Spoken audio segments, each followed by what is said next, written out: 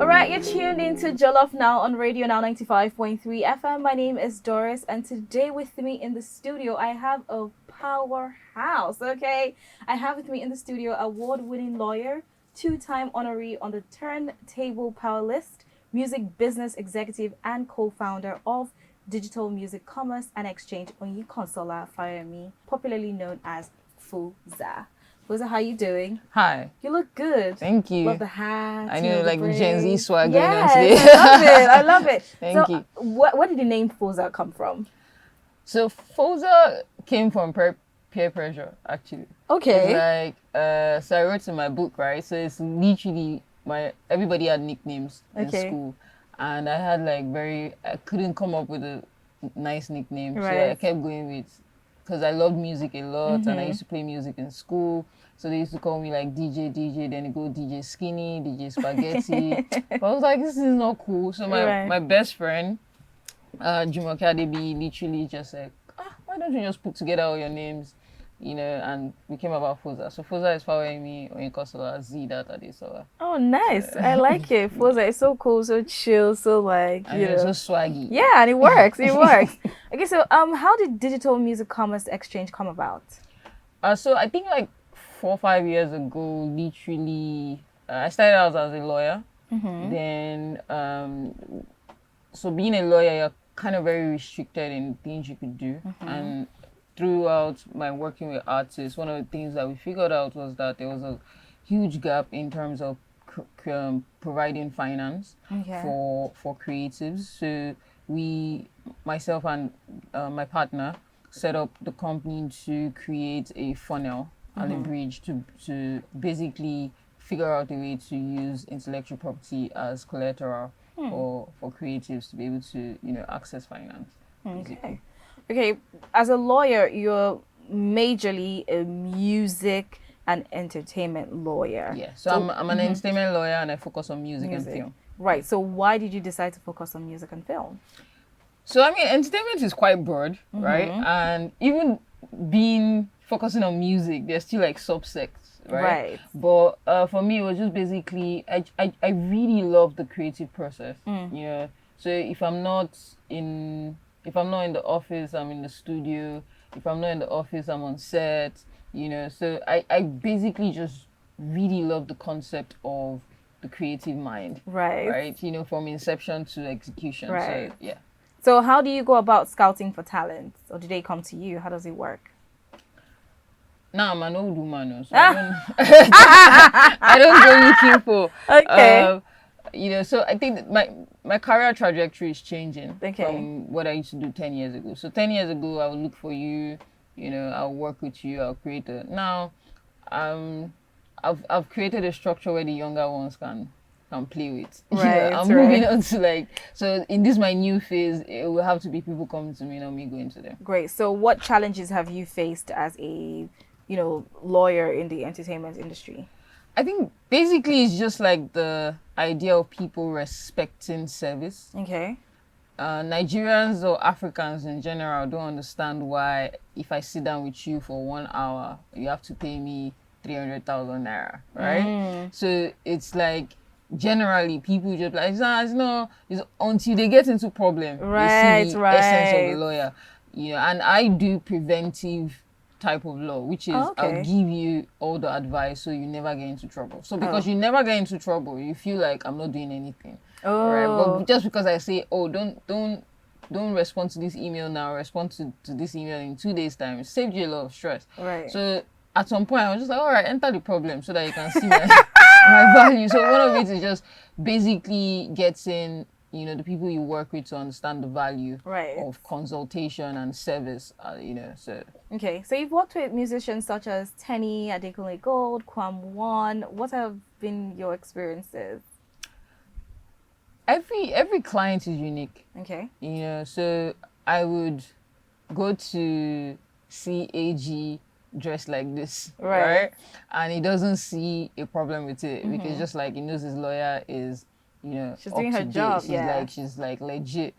If I'm going to go and see K1, I obviously can't dress like this, I have to get my Yoruba on, kneel down, daddy, right. So basically, I think for us, it's just understanding the kind of client at every point in time and tailoring your responsibilities according to them that fits the context that you work with them. Okay. So, I mean, you've spoken about your love for music and everything music, and you've also been an executive producer to 3 albums. What was your experience like? oh man. So it's like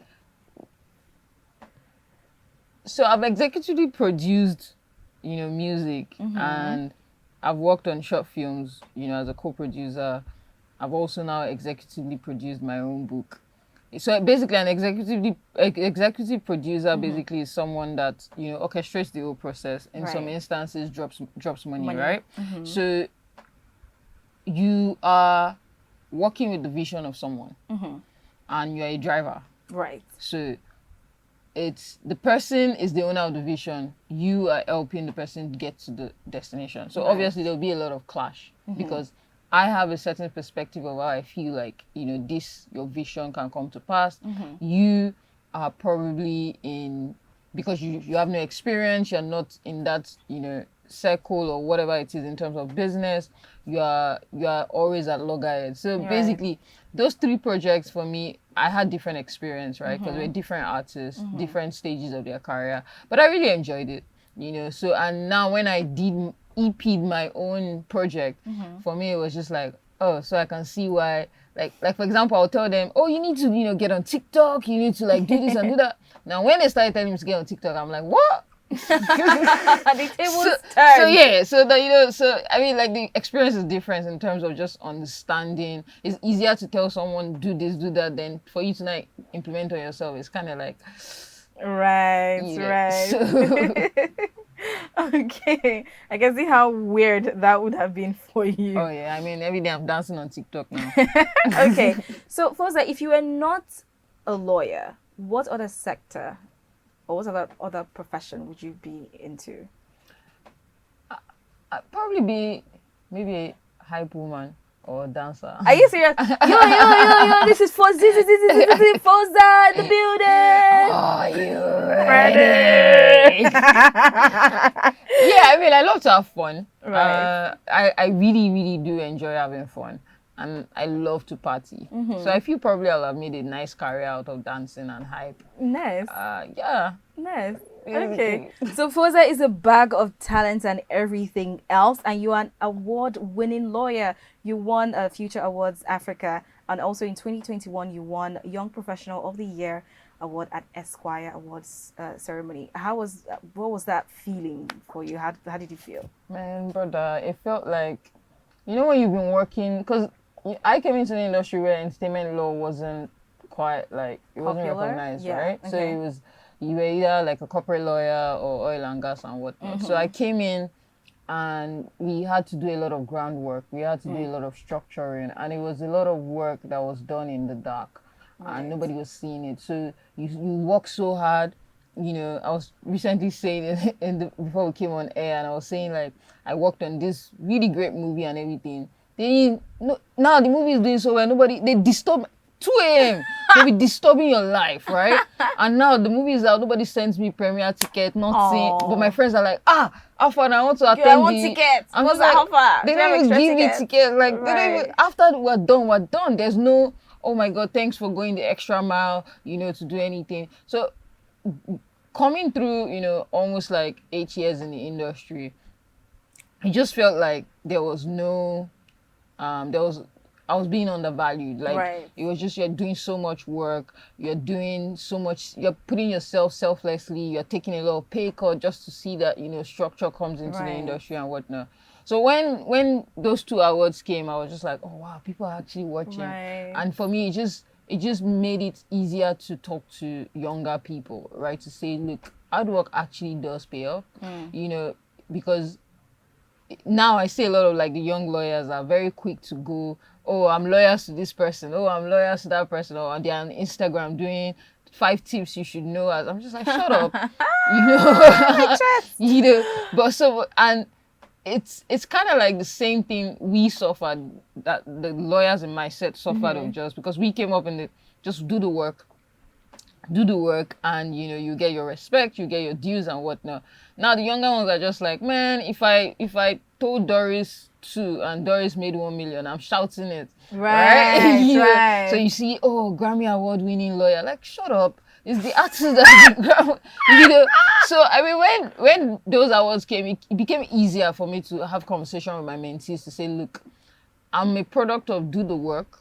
There's a time for doing the work, being an expert at something, and there's a time to actually go on interviews and do interviews and talk about your work and everything. Don't confuse those moments. So for me, those awards were just like, thank you, finally I can. So that, when you're telling someone, like Adekunle said, what was that thing? He said something about money is sweet, but I won't tell you not to make money. So you make the money. He said money is not everything, but I won't tell you not to make money, right? So me too, I won't tell you not to chase your clout. Yes. But so for me, it was just really like, I just felt really appreciated and seen, and it was such a booster because I was really going through a lot at that point, and that was just like, thank you guys. Right, because with what you've just said, it just felt to me like at some point you probably thought that being an entertainment lawyer was like a thankless job. It is a thankless job. Are you serious? Yeah, it is. People are just like, oh, do your work. Oh, you're not doing that much. Yeah, it's like when you're done, because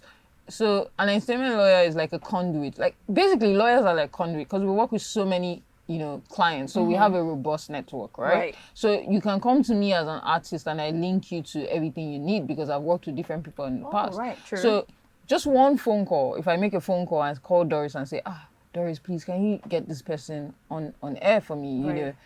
That person will see the value because you don't know how many years I've spent nurturing our relationship that I can just pick up the phone and in 5 minutes get it done. Right. But you're trying to get Doris for like 2 years. You've not been able to reach her. So the value, people mostly don't see that part because it's a lot of relationship currency. Right. So they're quick to say, oh, what have you done?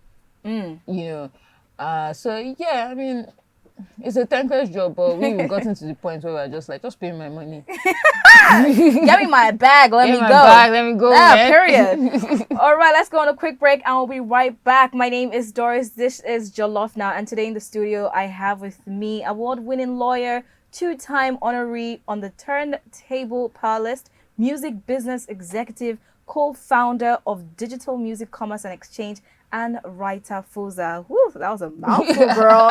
You're doing the work. All right, you're tuned in to Jollof Now on Radio Now 95.3 FM. My name is Doris, and today with me in the studio is award-winning lawyer, 2-time honoree on the Turntable Power List, music business executive, co-founder of Digital Music Commerce and Exchange, and writer Foza. And I have to say all of that because an accomplishment has to be mentioned every time. Thank you very much. Yes, it has to be mentioned every time. So I have her book here and we're about to get right into all these juicy details. So why did you decide to write a book? Deep. Right.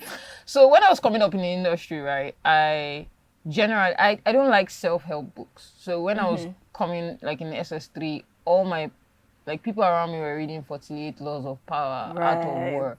And I literally saw how those books turned them into very horrible people. Oh, wow. Yeah. And I mean, this is from my own sample size, right? Everybody has read that book. You kind of just see like they grow up into this long-term manipulative set of people. Whoa. So for me, I was very worried about, I didn't like self-help book. Don't tell me how, because I believe like my experience is my experience, right? I don't think like you can tell me 10 tips on how to be Foza, right? Or 10 tips on how to be Doris, right? But I can read your story and be inspired by it. So I would rather do like biographies than self-help books. Right. So for me, coming into the Nigerian, like, when I finished uni and everything, and I was like, all right, so the billionaires in the country, let me read their story. Let me get familiar. I check every interview and the next thing you see is God. You're supposed to be laughing. No, but the way you said it. Yeah, because it's just like, so how did you get here? Oh, it's God. Then really, God forbid, you sit down with a with an accomplished woman and you ask them, they tell you, oh, respect your husband. And I'm like, dude, like, Right. you know, like, give us the juice. Give us, Right. like, step by step. Like, I want to know the Details, hustle. yeah. Don't tell me, and I think the easiest way for us to see it now is, like, the musicians that you see, right? You see, for example, you see a Zinoliski, he was rapping on Instagram. Next thing, you know, Naira signs in. Next thing, like, you can trace a David story. Right, You know? right. Now, there's no... I started... For me, it was just like... I struggled trying to find people that I could look up to in this space. Because I don't want to be looking up to John Perkins in America. Yeah. Our Yeah. landscape is totally different. Different, yeah. You know, for you to run a business in Nigeria for 10 years, you have to be... That's it. You know, so there's no story. For me, I didn't find any story that I could resonate with. Right. It was up until 2020. I found a book that, Z Mirage Publishing did. And they were the ones that also published my book. Okay. Very funny stories. Right. You know? And they did a compendium of, Ebano, healthcare, like all these people that have like very, very tangible brands that we see. Right. And I read the stories and I was just like, oh my God, finally. If I read this like, say 4, 5, 6 years ago, I would have known that, my struggle as an entrepreneur, was normal. It wasn't weird. It wasn't like someone was attacking me. It wasn't like there was juju in my family. It's just like, this is how the landscape is. So for me, it's just like, you know what? I'm going to document my stories every 10 years because I started even forgetting my struggle. Right. I started forgetting, until I'll just see something. I'll be like, I swear I know that I've seen this thing somewhere before. They'll be like, I did this. Then I go to my email. I'm like, I did it. Then I think the day it really struck me was when someone was literally in front of me and presenting what I did as their own. What? But because I did it like 3 years ago in part of my hustle days, like, I forgot that, I actually, and I saw this, but I was like, this thing sounds very familiar. Then I would go to my email and I was like, excuse me, sir. Did you sue them? The audacity. Did you sue? The audacity. The damn same thing. The audacity of you right now, So for me, I was just like, Foza, nobody's going to tell your story for you. Right. You have to control your narrative. So that's why I was like, I'm just going to put it together. People were like, oh, you're young. What do you have to say? I'm like, dude, I've been through it. Right. Right. And I saw that. Okay. So let's talk about your memoir, So Far So Foza. What's it about? I've read a bit, but I want to hear from you. What's it about? Because you've talked about why you wrote a book. So why did you write this book? So Far So Foza, basically, I think one day I was on Twitter and I was tweeting something. I don't know what I was talking about. And someone came and said, oh, you're very privileged. That's why you can talk like that. And it annoyed me. Because if I was actually privileged, you won't be talking to me. First of all, my page will be private. So I was just like, but then again, I now realized that I actually have never, so people just see me, people just know of me, people know my work, but they don't know me. And it was kind of deliberate, coming up, because I was just like, you know what, just do the work. I would never do interviews. You don't know anything about me and everything. So it was kind of like a mystery. So I said, you know what, I've gotten to a stage where I'm mandated morally within myself to pay it forward. And the only way I can pay it forward is also to tell my story in the most honest way possible. So it basically is a summary of how I was born into wealth. And in one day we woke up, went into poverty. Right. And from that poverty, building up. So I have stories of, when I was in secondary school, because one of the things I also realized is that we are very conditioned by our experience, but we fail to recognize those experiences, right? So for example, someone asked me, why are you a tomboy? For me, when I started writing the book, it became cathartic, right? So I was like, actually, how did I get here? So one of the story was that all my friends, they'll style their hair. I really hated doing my hair.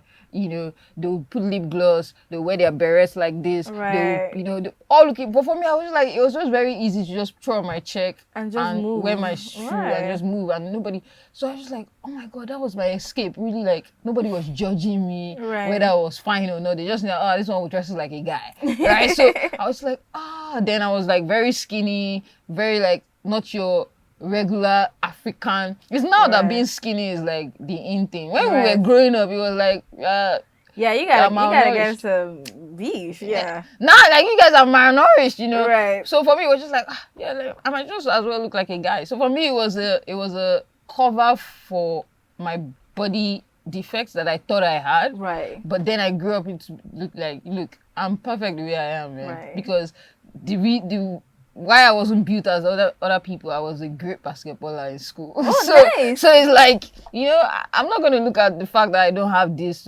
So really, my book just goes through, talks about mental health, talks about my struggle in school, talks about financial struggle, talks about really just using everything I had within me and around me to get to where I was. Right.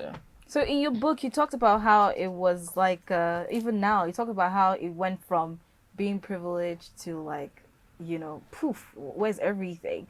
Was it like a 360 turnaround after your father passed? Yes, literally. I promise you, it was like literally. I spoke to my dad at 11:40 something in the night. Wow. At 7 a.m., they came to come and tell us that he's dead, and by 10 a.m., my mom was already like, okay, so they're coming to carry his cars, they're coming to carry his clothes, they're coming to carry documents, so we need to so we literally went into like hustle mode, like, all right, so what can we grab, what can we Wow. Yeah, literally. So the only thing we had left was, I think the rent was like, still had like 6 months on it. That's why we still had the roof over it. Oh, wow. So literally went from like that. Wow. Okay, so I don't know if you caught this tweet. A musician tweeted, I wouldn't drop names, but yeah, musician was basically saying, I'll just summarize, saying, men don't, because you sounded like a very independent, go-getting type of woman, which I love for you. So this musician basically tweeted and said that men are tired of independent women. So there's like this phrase, like independent, woman syndrome, where women now want to do it all. What are your thoughts on that?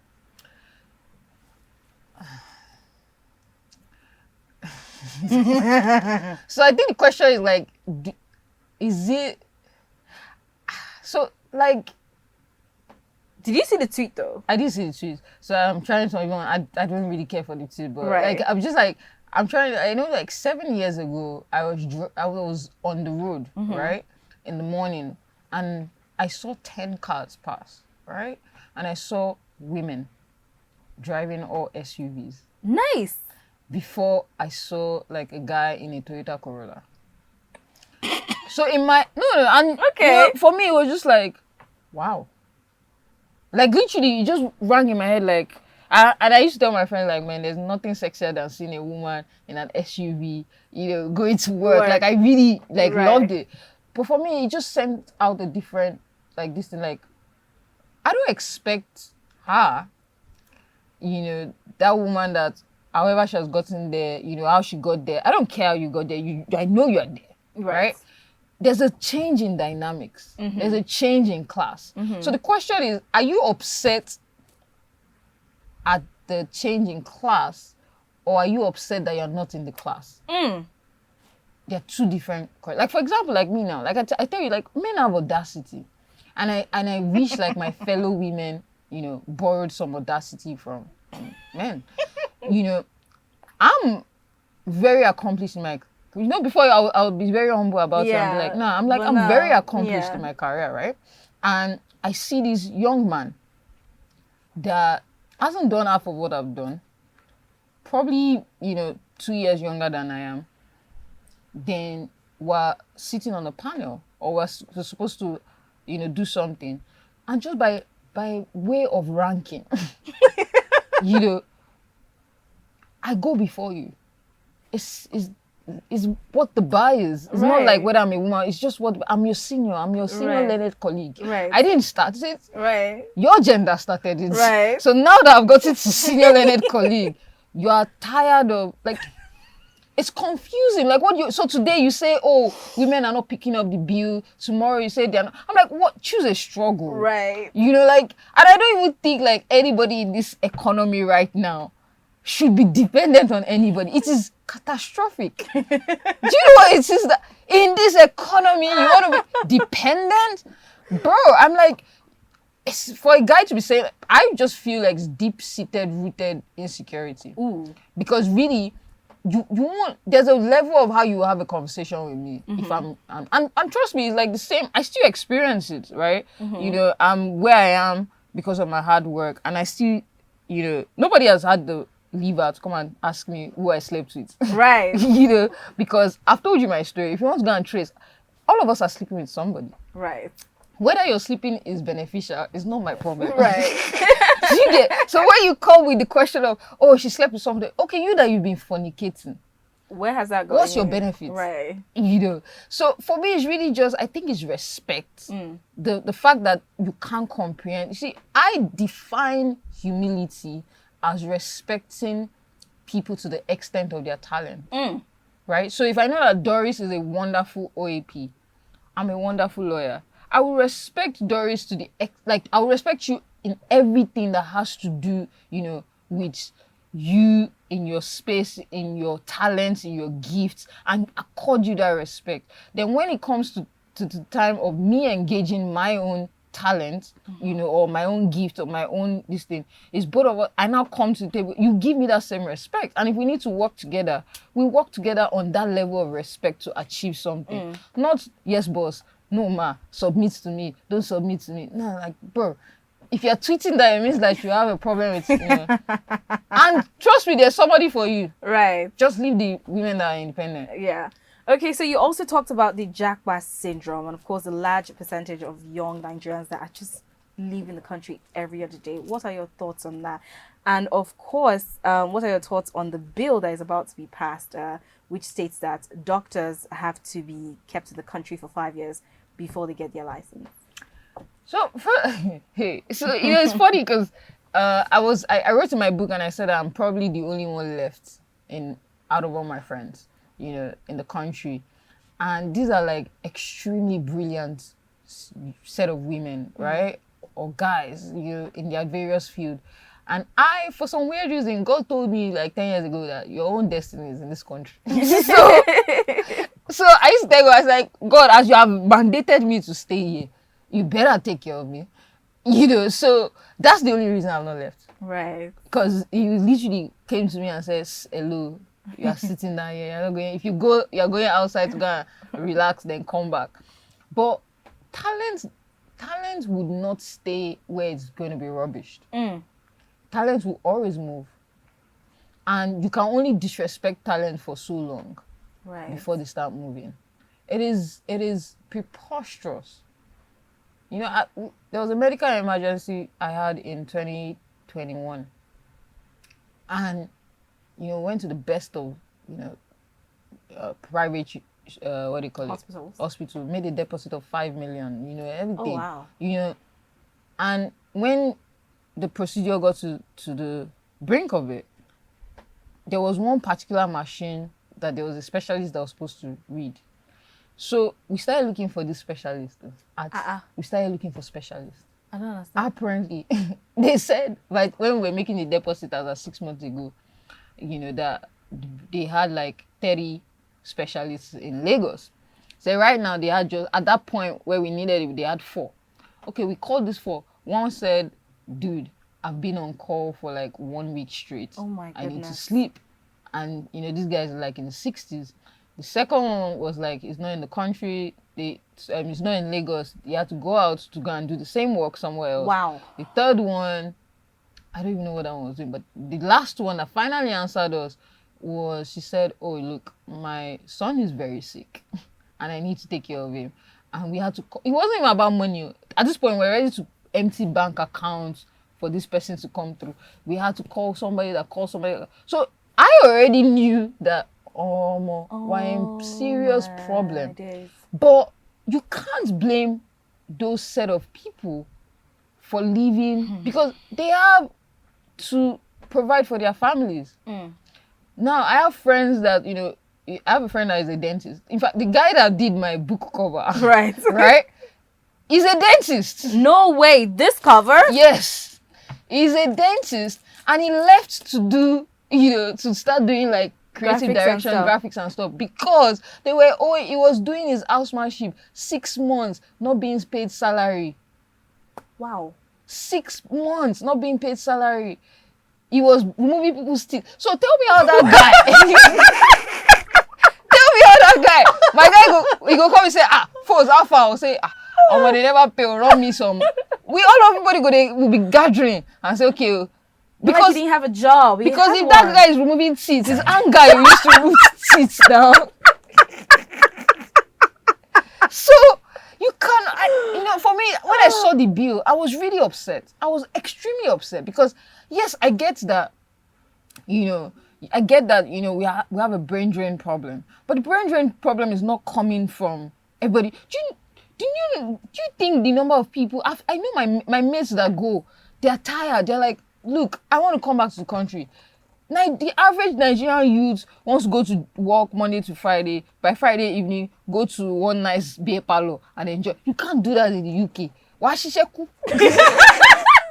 you are, you can't do that in the UK. You can't do it. They are frustrated. They are leaving their friends. They are leaving their families. Right. So then you now come up with a bill to say, oh, because all of you are leaving, we'll tie you down. Are you not dumb?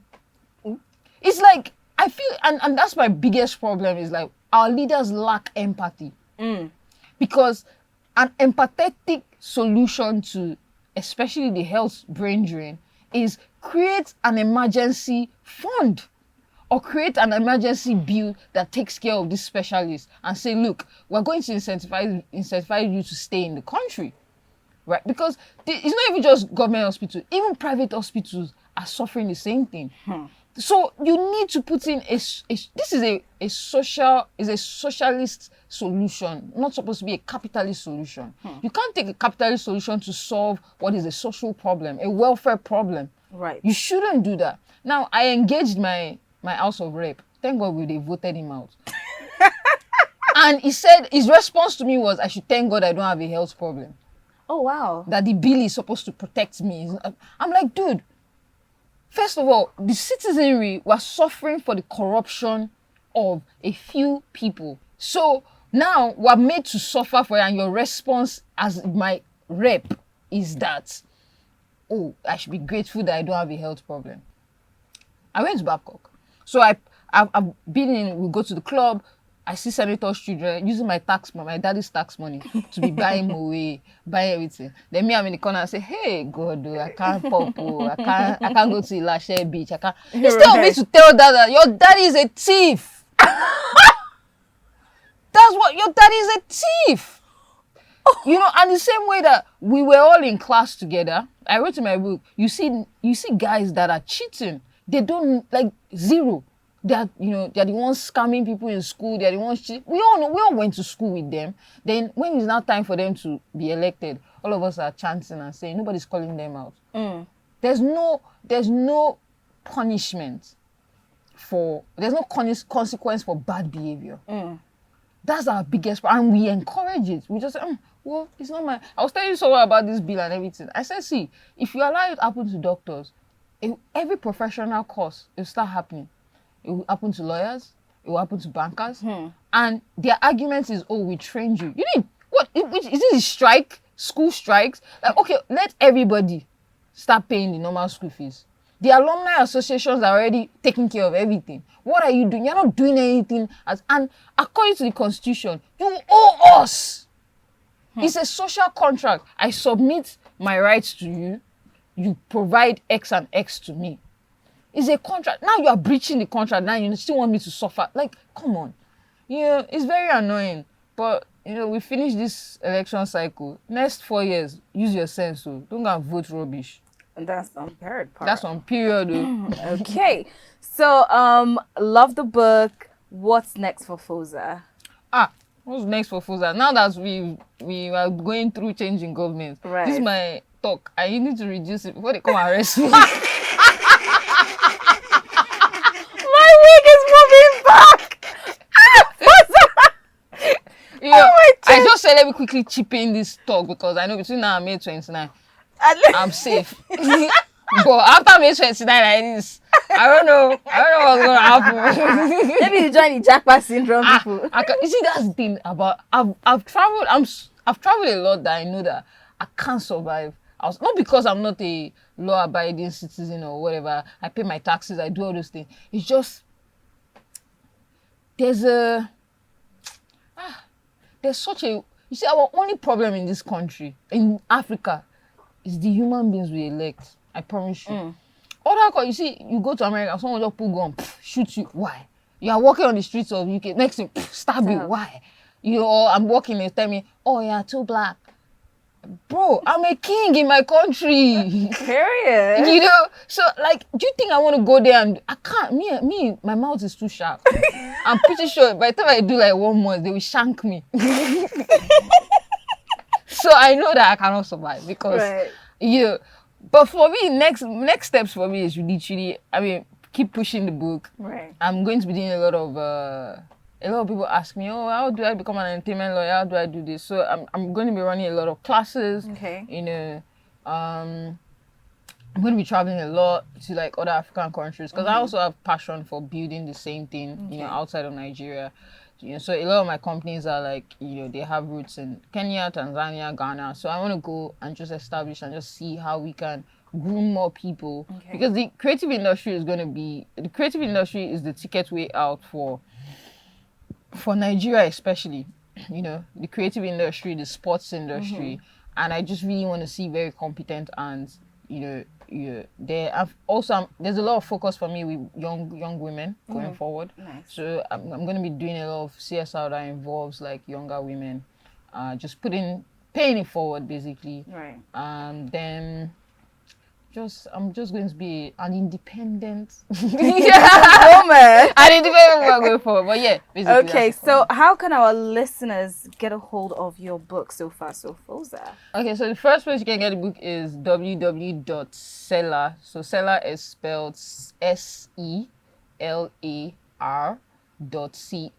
So once you go there, just type in So Far So Foza. You find it there.